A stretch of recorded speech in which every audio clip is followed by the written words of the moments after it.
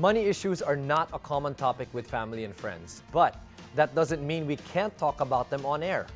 On the Money will give solutions to your money problems and help you understand money concepts to equip you with the right strategies for wealth creation. I'm Edric Mendoza. Welcome to the first episode of On the Money.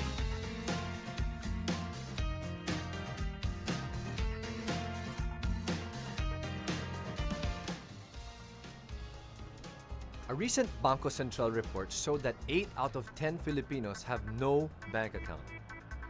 So unless 80% of the population hides their cash under the pillow, that report means that most of us have no savings.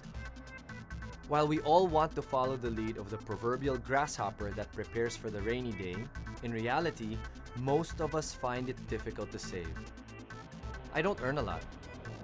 There are too many bills to pay. I support a big family. These are the most common reasons we hear from people with little to no savings.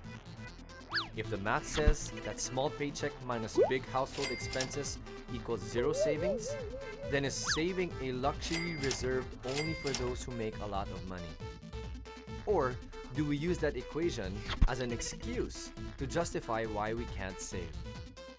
If you find yourself saying, "I just can't save," don't worry because there's hope for you yet. Here to tell us more about the barriers to saving and to answer your questions about savings is banker and chartered financial analyst Noli De Pala. The Consumer Finance Survey of the Bangko Sentral released last April shows that 8 in 10 households do not have deposit accounts. The report showed that the top reason for this is that the respondents do not have enough money for bank deposits. So, why don't they? First of all, we are still very much a third world country, and a large swath of our population, it is true, they cannot save money. Right. They're in that strata where their income does not exceed the normal day-to-day expenses. Mm-hmm. We are, however, I think that our audience is more on the other side where they do have some income. Right. And yet they can't seem to be able to save enough, Right. or is what they think it is. And Right. it's a combination of a lot of things. Okay, so if I were to give 3 factors as far as savings, is it a matter of income, because you mentioned that earlier, financial knowledge or literacy, or just lack of discipline? All of those, or a combination of all of those, will come into play. Income definitely makes it a lot easier to Right. save, but the funny thing about income is you get a lot of lifestyle creep Right. that comes on. The more you make, it seems, the more you spend. Right. And at a certain point, some people have to realize, wait a minute, the reason why I'm not saving is Right. because my lifestyle is just keeping up with what I'm making. Right. So there's a lot of discipline involved there. Right. So that's a question of discipline. Financial knowledge comes into play a little bit Right. as far as the saving is concerned. But saving is a very simple equation. Saving is, in economic terms, saving Right. is just the difference between what you make and what you spend. Right. So Makes sense. there's not much financial knowledge that's required there. Right. It's like calories. Right. It's like losing weight. Yeah. Put that sandwich down Stop eating. and stop spending. Okay. Yeah. So of the 3, though, I'm curious. So matter of income, we talked a little bit about that, Yeah. financial knowledge and lack of discipline. Would you say that there is a primary factor of the 3, especially in our Well, setup? unfortunately, the biggest factor would be income, and it's the Income. one factor probably that a lot of our audience does not have too much control over it. I think it's safe to assume that everybody who's watching is sort of making the best money that they can at the job that they're most qualified to do and that they love to do. So let's forget about that. The other things that you can control are lifestyle, discipline, and your mindset. Those are the things that go a long way towards being able to save. The first thing that I would say is that saving is not the difference as per se. What you can do is you can put it first. Pay yourself first, as a lot of people say. Pay yourself first. Yeah, saving should be an overhead item. Saving should be the first thing you do. It's the first thing that you put your money toward before you pay your cell phone bill, your utility bill, the money you owe to your Right. bookie, or Right. you put it into your savings account or to your investments first. Right. And that's how you start saving really well. It's part of your lifestyle. Right. That's a great. I like how you said pay yourself first. Do you have a general guide For what amount do you pay yourself You would be shocked first? if I were to tell you my general Sure, guide. let's get shocked. Yeah, shock is good. I think and it depends on the age of the person, and it depends on the life stage that they're at, Right. or their personal circumstances, Right. their family situation. But you know, it's not uncommon for people to have to save about 22%, 25% of their money. 20 to Yeah, it depends. 25%. Again, this is a very, very personal situation, and a lot of calculation actually goes into figuring out what the optimal savings rate is. But in our society, I think it's a safe bet to say that you ought to be saving until it hurts. Until it hurts. That's another great principle. Save until it hurts. So, I think since you opened up with talking about how in the Philippines in general, we're not a very high income society, and so that becomes a barrier. Here's a question that maybe you can help answer. Do you think the poor can actually save? The poor can actually save. I mean, we've seen how Right. the urban poor survive Right. on all the things that they do Right. to make it from day to day, and it is possible for them to save. I mean, more than any other strata, they are able to scrimp. They know what it is to do without. But it's more of that. To them, the biggest thing is to figure out how to get more income. Unfortunately, because the scrimping part, I think that's not their problem. The things that I would do, obviously, are cut out some more unnecessary things like cigarettes. I mean, that's Right. unfortunately, that's an Right. affliction of the lower strata of society. Cigarettes and alcohol, vices, Vices. we don't need that. Yeah. Okay, good point. So you're saying that for that level, rather than looking at a 20% of what they're earning and saving that, you just scrimp on things that are unnecessary, like Yeah. what you said. Okay, that And the makes a good lot of thing for sense. that strata is that our social security system is designed to replace a large swath of their income should they make it to retirement. So, which is not the case for say the middle class and the upper Right, class. So it's really imperative on the middle classes to put a lot more thought into saving. Right. Put a lot more thought into savings. Here's a thought that maybe you can help expound on. You said that people don't know how to dream in an organized way. Tell us more about that. Dreaming in an organized way. What I meant when I said that was that people look at savings as a mechanical exercise of putting money away in a savings account Right. or a mutual fund or a trust fund. Saving is more about having a mindset and a goal. Let's say if I want to live my life, live a fantastic lifestyle. I want to be able to travel 4 times a year internationally by the time I'm 50, to do that at a whim. Then I can calculate backwards and say, well, if that's the case, I need to save about X amount. 20,000 pesos a month, making about 8% a year, and all that. Once you have a concrete goal, once you have an idea of what your life should look like, that's the beginning of being able to save and save a lot. Okay. Because now you're motivated.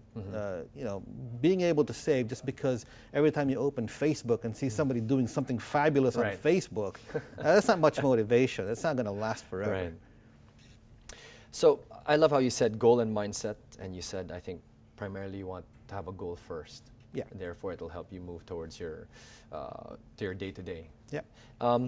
Tell me, for the Filipinos as a whole, do you think we need a cultural shift to allow us to move and look beyond today?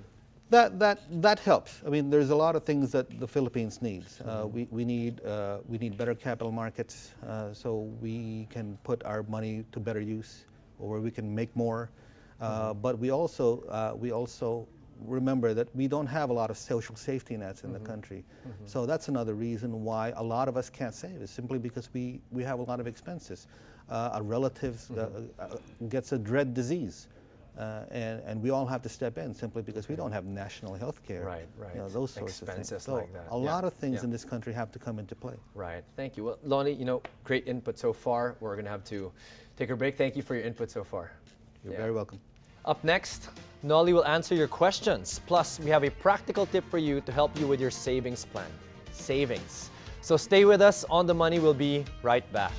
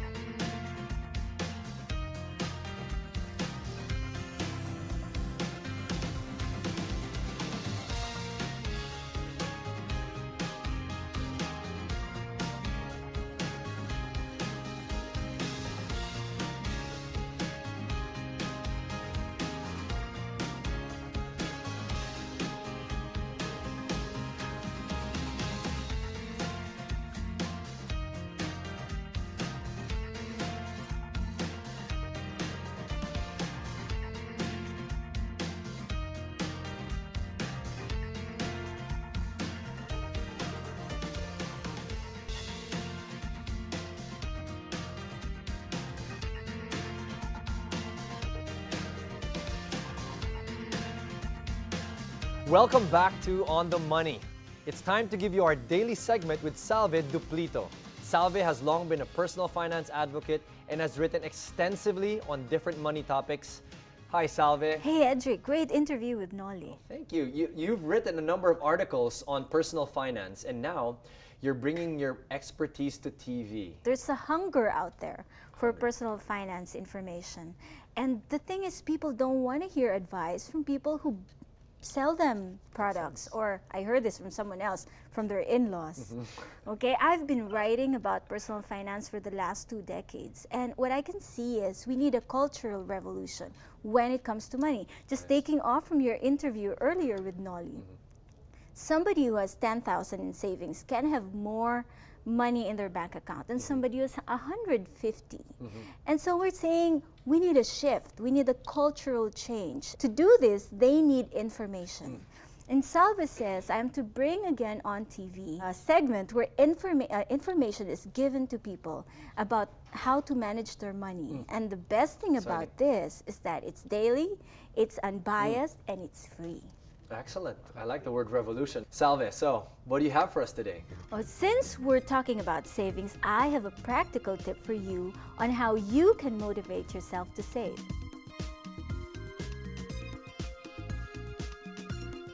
If the shortest distance between 2 points is a straight line, in personal finance, the distance between our financial goals and us is long, crooked, and convoluted.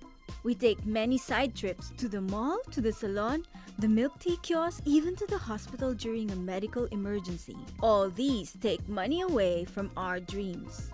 It's sad but common for someone to work 40 years and have nothing to show for it. If you have been trying to build up your savings with no success, try this simple trick. Crystallize your savings into something tangible. If you want a home, visualize the exact design that you want. Draw the patio if you want one. Transform your dream on paper and tack it on your board. If you are longing for a car, cut out a shiny drawing of the exact model that you want and stick it on your mirror. Carry an image in your gadget. Carry that image in your mind. What this does is transform your savings goal into something that you can touch and see all the time if possible. Hang on to that image when you're tempted to buy the designer bag or thing. And don't forget to tell your friends and family about your goal so you will be accountable to yourself and to others. Some people are endowed with a tunnel vision.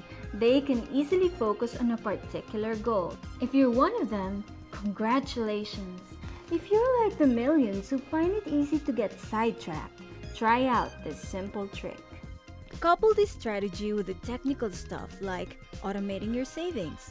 Allow the bank to take out a certain amount from your account monthly and put it in another account. You can label that your car fund. Since you have a target date for this fund, you can afford to put it in an instrument that has a longer maturity and thus benefit from a better return. Bond funds are good for this. There are many different strategies for different maturities and purposes. But whatever you do, stay focused. Taste, breathe, live your goal. Don't let it be the one dream that got away. From Salve says, it's now time to answer the questions we received about savings. Our guest Noli De Pala still joins us for that. Melissa Hekolea will give us the questions we received via email, Facebook, and Twitter. Hi, Edric. Good to see you, Nolly. Well, our first question is from Claire in Pasig. She says, I'm a fresh graduate and just recently landed a pretty good job. However, everyone I speak to is trying to give me financial advice about savings and investments. Are there any rules out there about saving? And if there are common savings mistakes that I should avoid? So Nolly, what do you say to this? Yes, there are obviously certain pitfalls that you need to avoid. First of all, you need to understand what you're saving for. You need to understand what it is that, like I said earlier in the segment, I think saving is more of a mindset, having goals, saving for the sake of saving or saving for just because you have extra money, it's not sustainable. So what I would say is that think about your goals. Think about what you want to do in 5 years, in 10 years, and work yourself backwards. Now, this is your first job, and you're probably living at home. Then take advantage of it. It's not going to last. But yeah, good on you that you're able to save right from the get-go. Watch your lifestyle. Watch your spending. That's the best that I can say to with the limited information that we have. Right. What do you think a first goal should be for someone fresh out of school? What would be one of the top goals you think for someone like that? I think it's a very common goal for that generation. It certainly was for me when I was coming out of university, to eventually buy my own house, or to have a nice wedding if I wanted to. But yeah, that's certainly a goal, or buy a car for some people. It's an aspect of liberation that for a lot of them. So that's a typical goal. Watch it on the kind of car you want, or the kind of house you want. Obviously, you can go overboard quite easily. Right. But you can't go overboard in savings. That's a nice thing. Okay. Good. Good. Know Thanks. what you're saving for. Okay. The next question is from Twitter. Dexter asks, "Where do I put my savings? Interest rates are so low, I might as well spend it." That's a good question. The funny thing is, there are certain points in history where I would actually agree with that, where I would say, yes, go ahead and spend it. But the last time that I actually told that to people was about 1997, 1998, when the expected return on anything that you could put your money into was absolutely not going to beat inflation at all for the foreseeable future, and that was true in 1998. However, at this point, there are a lot of places where you can put your money in where you should be able to retain the value of your money over time. When I say value, we're talking about the purchasing power of the peso or the dollar that you're saving. So markets like the capital markets, like stocks and bonds, I would expect it to get you some positive rate of return over a period of time. Maybe not a day, maybe not a year, but over 5 years, over 10 years, you will definitely get what you risked for. The risk is worth it. Okay. But obviously, if you're just going to do it for a savings account and you're going to do it for 10 years, no, you're going to lose your money. Obviously, what are we getting? We're getting 0.1% to 1/4 of 1% in the savings account. Philippine inflation rate is running about anywhere from 5 to 8%. No brainer there. That's not the place to invest. It's a place for other things. Savings accounts are there for your liquidity, for your operational needs, for your emergency funds, but not as a long-term investment. Okay.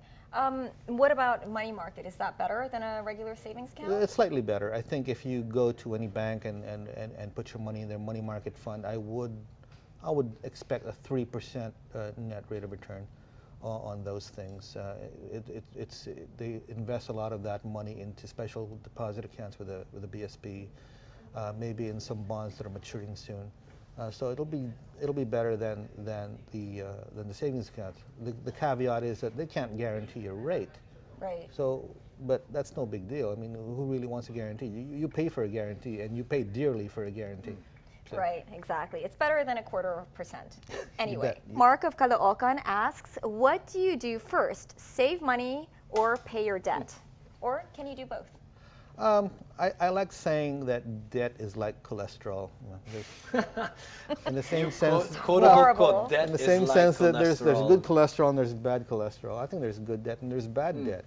If you go into debt because you wanted to buy an asset that you expect to appreciate in the future, say a house, or you go into debt because you buy a car that will enable you to earn a living, Right. I would say that's not bad debt.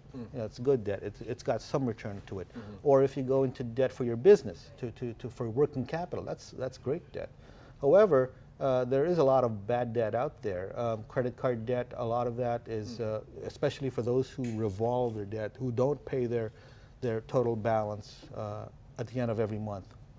That's certainly bad debt. What's the interest rate on those things? 3% a month. Right. Where could you possibly invest where you can be assured to outstrip the 3% a month. Nowhere. You can tell me that the average rate of return on Russian stocks is 51%, which it is. It doesn't matter.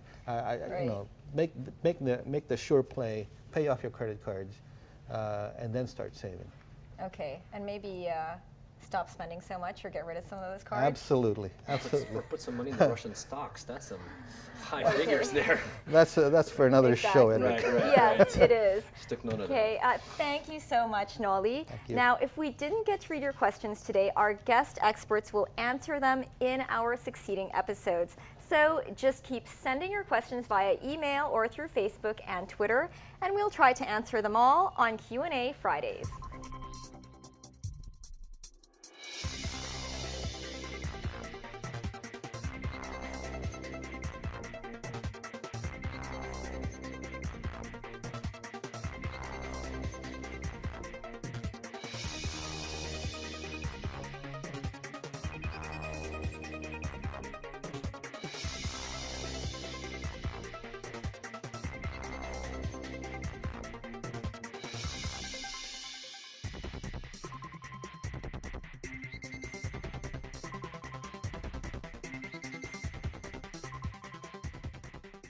Thanks again, Mel, and thanks again, Nolly, for joining us.